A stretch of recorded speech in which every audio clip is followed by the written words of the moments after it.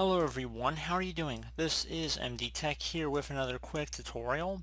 In today's tutorial, I'm going to show you guys how to see a full list of your apps and programs in Windows 10.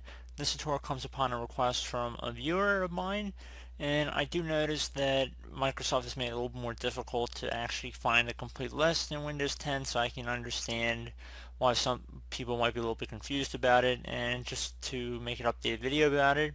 So we're going to go ahead and jump into it by opening up the Start menu. Just click on the Start button one time. Type in Apps and Features.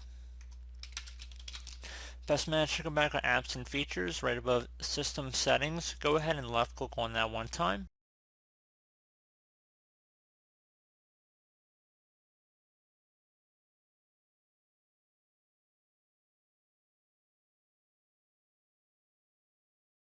And there you go, guys. There should be a list of apps on the right side here. You can sort by name as well as what device as well as what drive it is installed on, and you can also search the list by just typing in right inside this field box here.